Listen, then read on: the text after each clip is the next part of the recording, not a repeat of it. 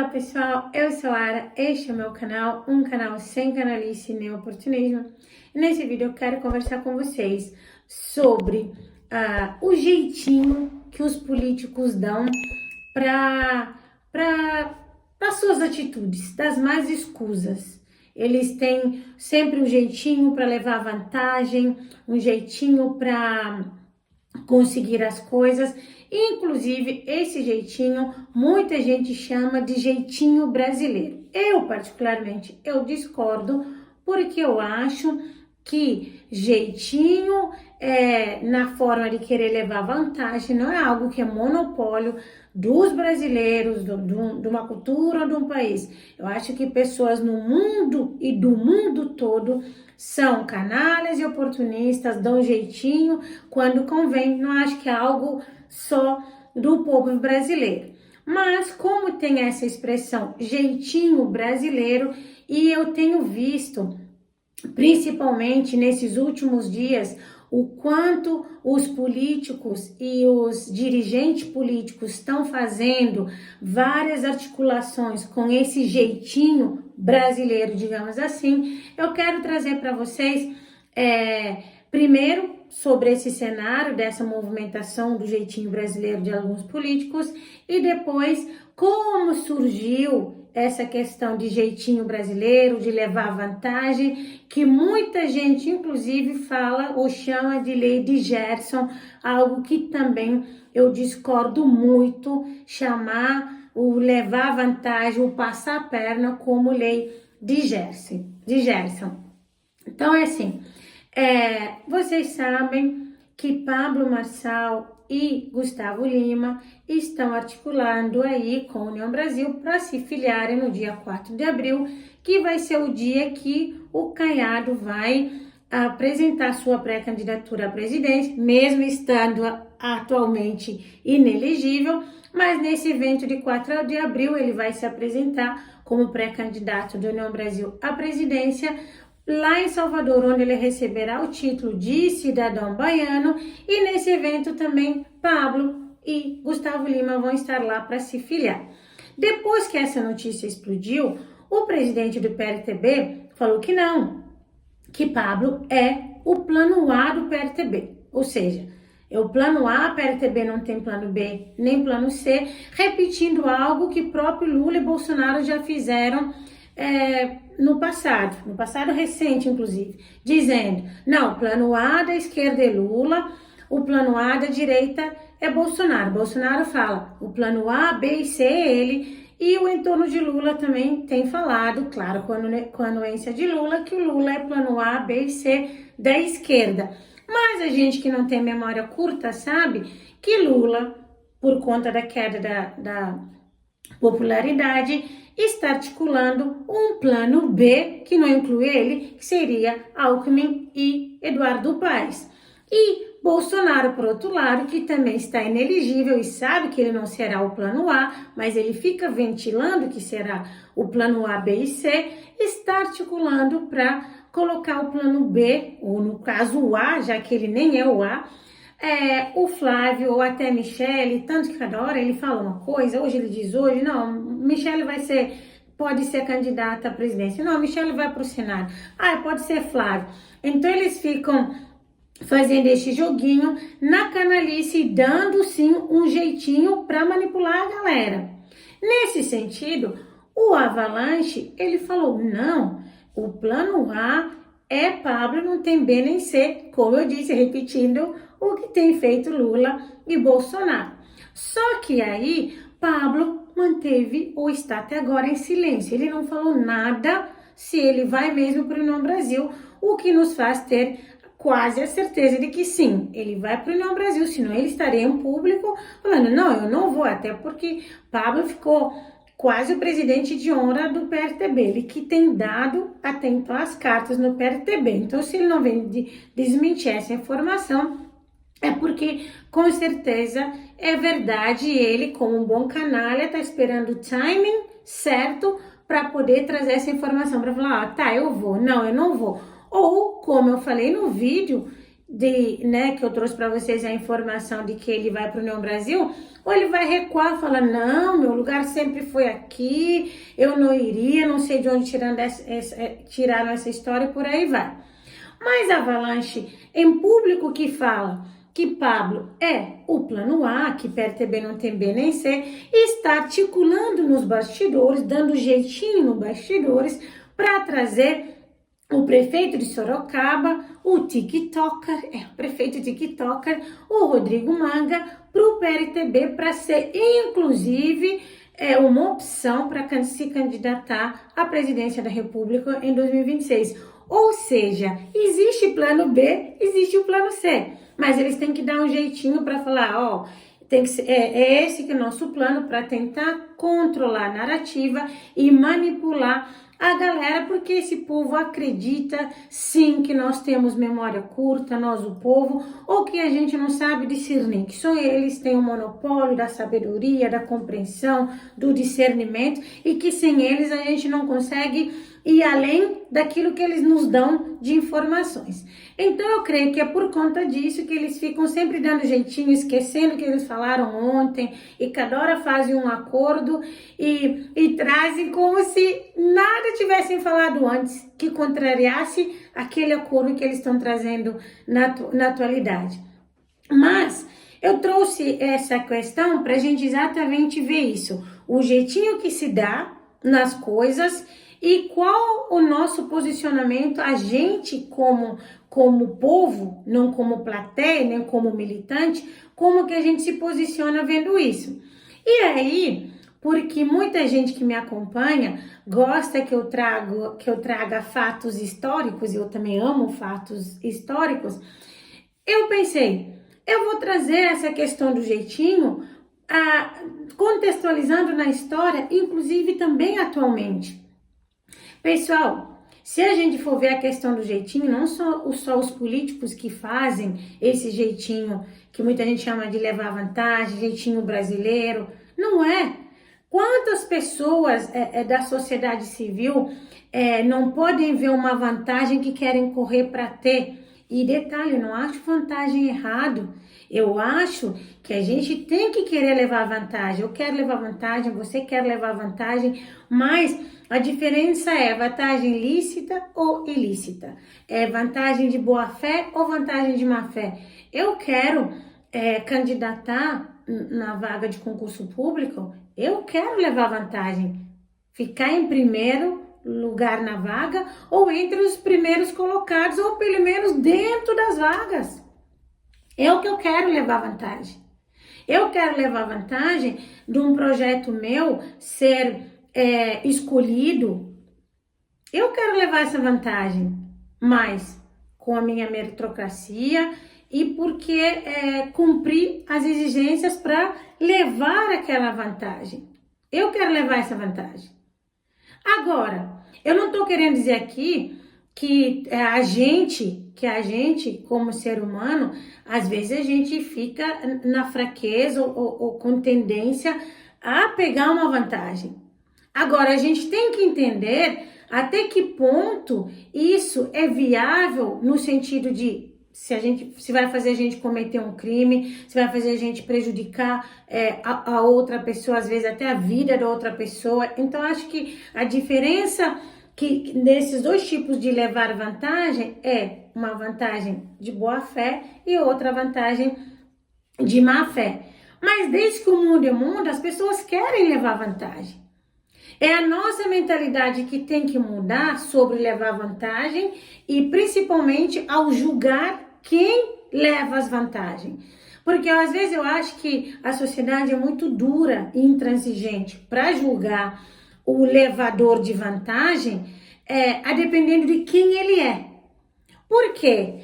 O Pelé levou vantagem, ou deu jeitinho brasileiro, lá na década de 70, mais precisamente na Copa do Mundo de 70, quando o Brasil estava disputando lá no México, se não me falar a memória, com o Peru, em que ele entra no campo, todos os holofotes nele, o rei do futebol, ele pede uns minutinhos pro juiz da partida, né?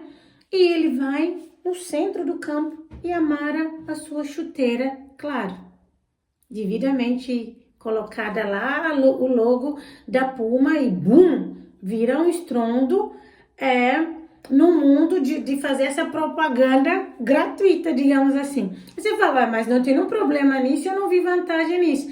Se a gente não conhecer a história por trás disso, a gente acha que não levou vantagem, que foi apenas uma propaganda pessoal que ele fez aí.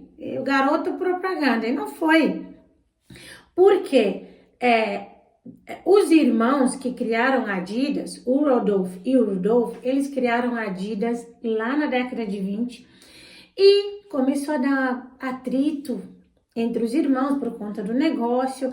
Aí o Rudolf foi para a guerra. Quando ele retorna da guerra, ele pensa, nossa, a Adidas está indo bem, a gente conseguiu, porque na década de 30 eles conseguiram ser representantes ou representados nas Olimpíadas. Aí ele pensa, não tá dando muito certo, eu vou me criar minha própria marca. Aí ele desvincula do irmão e cria Puma. Quando ele cria Puma, ele e o irmão, eles fazem um acordo, vamos chamar de acordo de irmãos cavalheiros. A gente pode buscar patrocínios de várias formas, mas a gente vai fazer um acordo aqui de ninguém assediar o rei do futebol, o Pelé. Porque se a Adidas assedia o Pelé e o Pelé fecha com a Adidas, a Puma quebra. Se a Puma fecha com o Pelé, a Adidas quebra. Então eles fizeram esse acordo que foi se valendo até por um bom tempo. Quando chega mais ou menos década de 60, tanto o Rudolf quanto o Adolf, eles não estão mais gerenciando a Puma e a Adidas respectivamente, e sim seus filhos, né, como qualquer ciclo natural da vida. Aí acontece que o filho do Adolf, ele consegue um connection com a FIFA, que hoje nós temos até hoje Adidas e FIFA aí juntos como bons parceiros, bons partners de negócios, fazendo que inclusive a Adidas esteja aí como gigante mundial junto com a Nike. A Puma não está muito atrás, mas todavia, naquela época que havia esse acordo de cavalheiros, no jogo específico, um emissário do Rudolf, que era da Puma, vai lá, ou seja, um emissário do filho do Rudolf, da Puma, vai lá e assedia o Pelé no sentido, a gente tem aqui 120 mil dólares, pensa, naquela época, para você fazer propaganda da Puma. Você entra no campo com com a nossa logo, e aí a gente vai combinar que forma você utiliza para que os holofotes sejam colocados aí na sua chuteira. Aí, naquela época, a gente pensa, os jogadores da seleção brasileira utilizando, na sua maioria, a chuteira da Adidas, até porque Adidas, FIFA, Copa do Mundo, e a gente tem lá o rei do futebol que estava no meio de um acordo de dois irmãos, de duas marcas, fazendo o quê? Uma quebra de acordo. Não exatamente o Pelé que fez a quebra de acordo, mas a Puma quebra o acordo com a Adidas, e a gente vê que o próprio Pelé, provavelmente que ele sabia dessa informação, ele dá um jeitinho de colocar a Puma no centro com tanta visibilidade, já que a Adidas já tinha, porque tinha esse acordo com a FIFA, então um jeitinho de colocar o player naquele momento. Olhem o jeitinho como funcionou. Assim sendo, é claro, cria muito atrito, muitos problemas, mas se a gente olhar historicamente, Pelé criou aí o garoto propaganda no futebol. Se tem-se uma empresa que está patrocinando quase todos os jogadores, ou na verdade patrocinando a equipe toda, a seleção toda, e tem um jogador, ainda mais o mais famoso fazendo a sua própria propaganda, e isso, claro, que se reverbera de uma outra forma.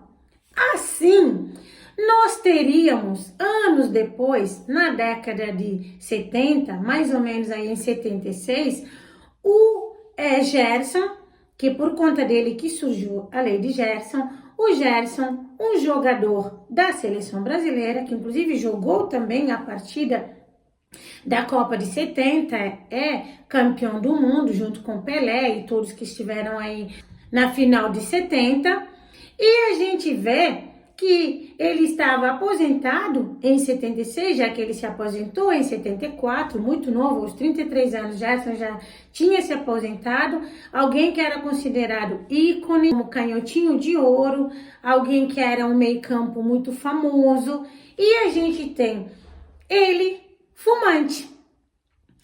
Uma pessoa que tem ou que tinha essa relevância, jogador de futebol e respeitado, que era fumante explícito e não escondia que era fumante, e ao mesmo tempo vencedor e com uma história de sucesso, é alguém que talvez uma marca de cigarros olhe e fale, essa pessoa seria adequado para ser nosso garoto propaganda.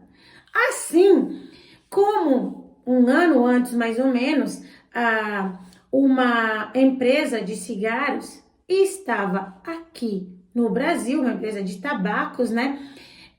Essa empresa tinha a marca Vila Rico e já tinha toda a propaganda, como que vai ser, e colocar no mercado para divulgar Vila Rica. Por quê?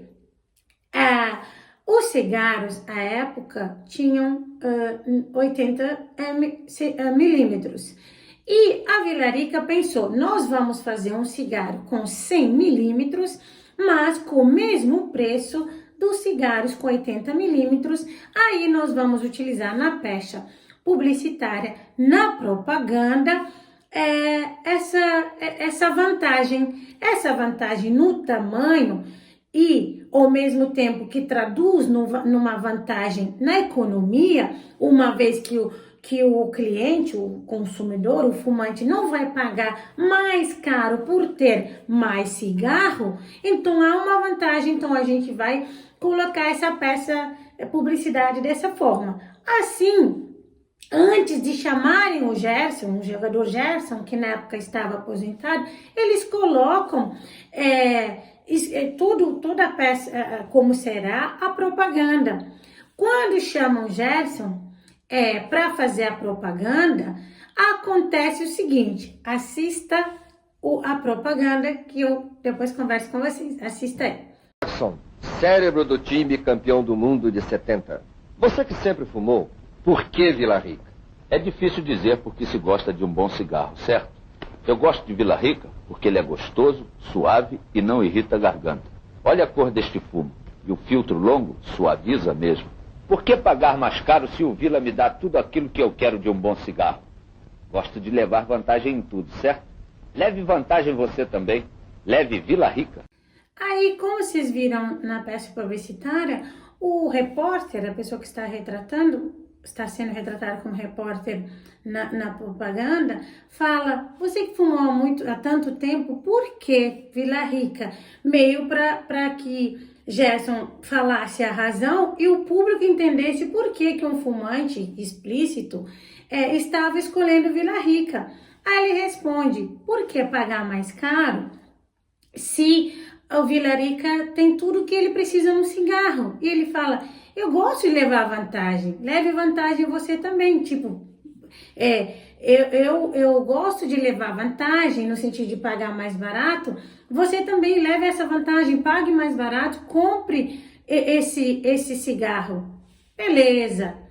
Aí tudo bem, Vila Rica explode em vendas, aumento de vendas, essa propaganda é de 76, até que acontece um fato que faz com que Gerson seja, infelizmente, alcunhado e conhecido como Lady Gerson e não como canhotinho de ouro de outrora. Que fato foi esse? Na década de 80, exatamente em 81, explodiu um caso horrível de estelionato, de crime de colarinho branco. Com a Brasil Invest, que a gente pode chamar de primeiro, banco de investimento do Brasil, seria hoje uma XP, né, da atualidade. A Brasil Invest, que o dono é o Mário Garneiro. Mário Garneiro, para quem não conhece, é o pai do Álvaro Garneiro. Álvaro Garneiro é muito conhecido, tem gente que já viu ele como apresentador da Record. Mário Garneiro, um empresário, alguém que tem muito trânsito na elite brasileira, não de hoje, tá? A esposa dele é alguém também muito bem relacionada, e a família dela, né? Enfim, ele herdou do sogro algumas ações. Aí, ele começou, inclusive, a trabalhar como diretor do RH da Volkswagen. Aí, aconteceu que ele pensou em criar essa empresa de investimento, claro, visando a nossa elite. Só que ele faz falcatrua, ele faz estelionato. Metade dos empréstimos era de empresa fantasmas, ou seja, 50% das holdings era mentira. Aí quando ele é descoberto, quando o Banco Central o encurrala, e o Ministério da Fazenda também, ele não tem o que fazer, ele tem que responder civil e criminalmente, mesmo sendo de colarinho branco. Aí, depois da insolvência, né, da empresa ter ido à falência em tudo, o próprio ministro da Fazenda da época, o Dornelles, pede a prisão do Garneiro. Só que o Mário Garneiro, como atualmente mas lá atrás também era bem relacionado, ele consegue se livrar da cadeia. Primeiro porque o ACM, o Antônio Carlos Magalhães, o avô do ACM Neto, que era ministro da Comunicação à época, intercedeu por ele. E segundo, porque o próprio Supremo Tribunal Federal, anos depois, mesmo o Mário Garneiro tendo sido condenado pelo Tribunal de Justiça de São Paulo por estelionato, a STF fala, não, vamos anular por unanimidade essa condenação. Faz com que, inclusive, dívida de quase 30 milhões de dólares na época, ficasse por isso mesmo. Aí, Mário que levou vantagem, o Mário Garneiro que levou vantagem, o Mário Garneiro que cometeu estelionato, que enganou o contribuinte e também os investidores, ele sai praticamente ileso. Tanto sai ileso que até hoje ele está aí nas entranhas do poder, está tentando até fazer encontro entre Lula e Bolsonaro, Lula e Trump. Lembrando que o próprio Garneiro, ele fez um livro que subiu das prateleiras falando sobre como Lula seria um fantoche para ser colocado à presidência, ou seja, escolheram ele a dedo para ser colocado aí como sindicalista e como um candidato presidenciável. Esse livro sumiu, mas enfim, o ponto ele atualmente quer fazer essa ponte entre Lula e Trump, e o nome do Garneiro está na lista do Epstein, que o Trump tirou o sigilo. Temos lá 3 brasileiros e um deles é o Garneiro. É o Garneiro, que lá atrás, em 81, teve esse escândalo da Brasil Invest. Aí, o que as revistas da época fazem? Publicitam, mostram aquele escândalo, porque precisa a sociedade brasileira saber o que estava acontecendo, principalmente com que simplesmente era um crime de colarinho branco. A revista Exame pega, faz um editorial fazendo uma alusão Olha para vocês verem sobre aquilo que estava acontecendo, a canalice, o oportunismo, a vantagem que o Garneiro levou, a fraude que ele fez, o estelionato, o golpe que ele deu. A revista faz um paralelo com o que Gerson falou lá na sua propaganda de cigarro, falando, leve vantagem você também, eu gosto de levar uma vantagem. E alcunha o que o Garneiro fez com a lei de Gerson. Deveria ser lei de Garneiro, mas não. Coloca como lei de Gerson, como levar vantagem, não sei o quê, explode. Anos depois da propaganda, que foi feita em 76, aí Gerson fica, infelizmente, conhecido como um aldrabão, que quer levar vantagem, que não vê, né, não importa nada, eu só quero levar vantagem. Ele diz, inclusive, que as filhas sofreram muito bullying, né, que falava, seu pai adora uma vantagem, não é mesmo? Inclusive, numa entrevista ao UOL, ele fala sobre isso, ele até mostra arrependimento por ter participado dessa pecha publicitária. Vocês podem ver aqui. Campeão do mundo de 70. Você que sempre fumou, por que Vila Rica? É difícil dizer porque se gosta de um bom cigarro, certo?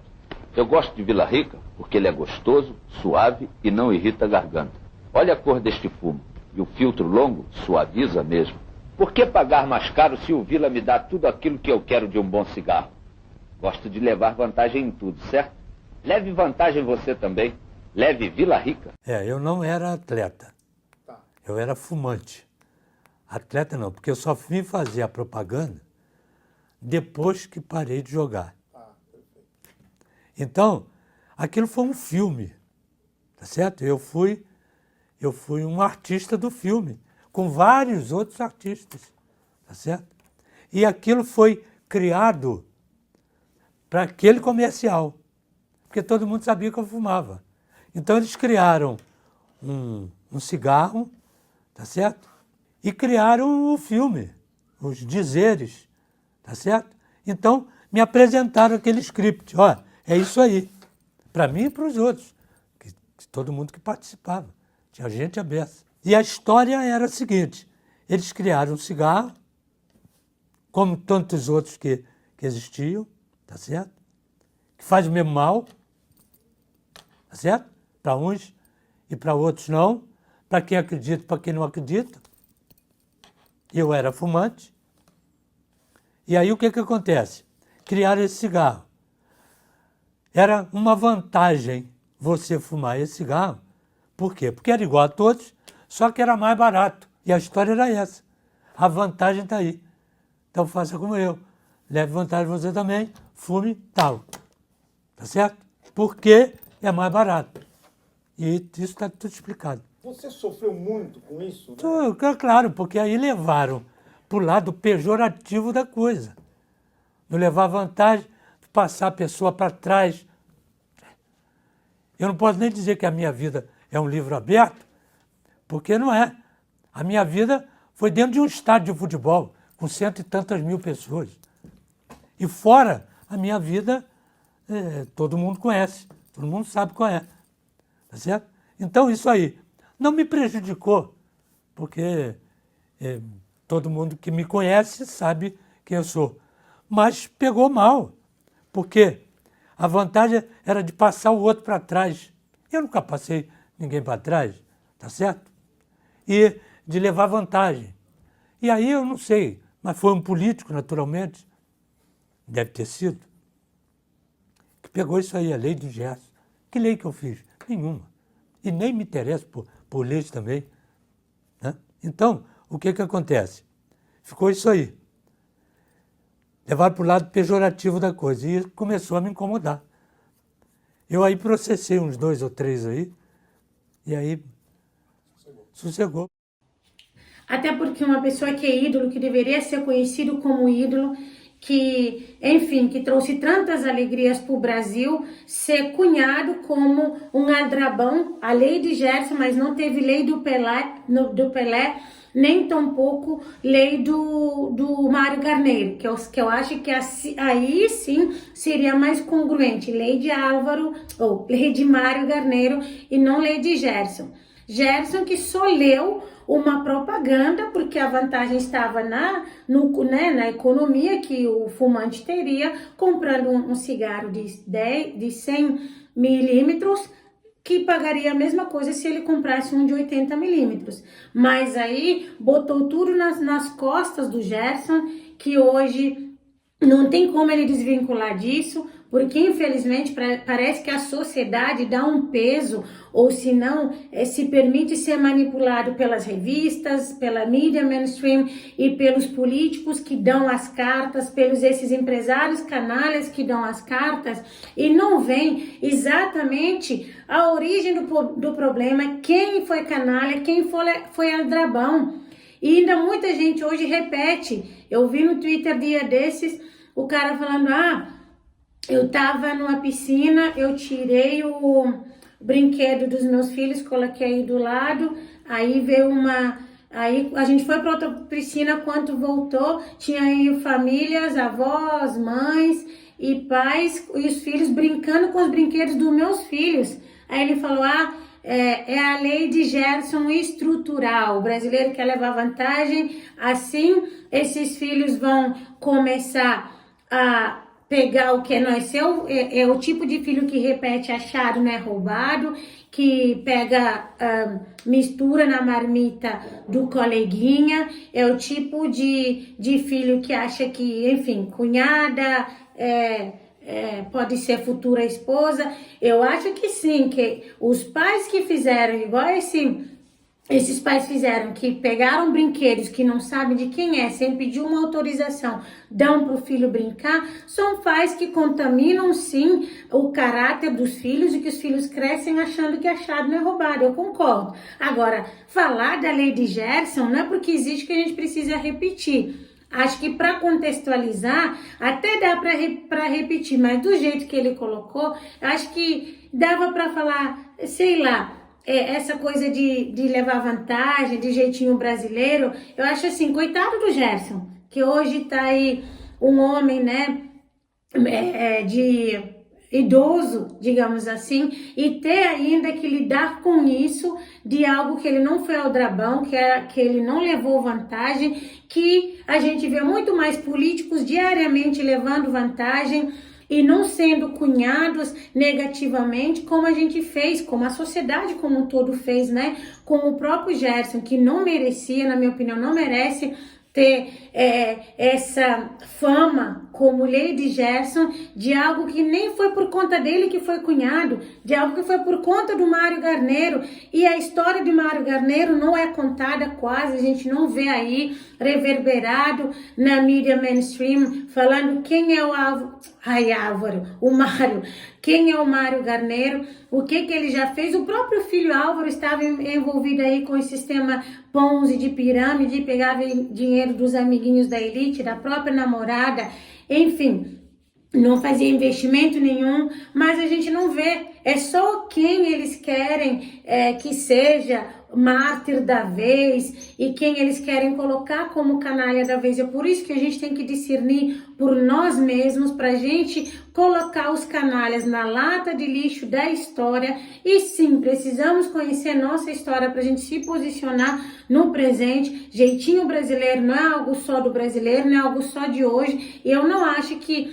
o levar vantagem, o passar perna deveria ser cunhado e alcunhado ao Gerson, que só fez uma propaganda escrita, né, algo que não foi, enfim, não ofensivo nem nada, que inclusive foi recebido por um tempo. E depois desse tempo, por conta de um fato alheio a ele, e ele recebeu essa negatividade, essa publicidade negativa, não acho que foi justo, digamos assim, para com o Gerson. Mas você já sabe, aqui no meu canal é sem canalice nem oportunismo, e por isso que eu trouxe essa essas informações para a gente entender que os canalhas são os políticos, os dirigentes políticos da atualidade, muitos deles que fazem sim articulações e ajustes só para ganhar vantagem. É importante que a gente não se posicione como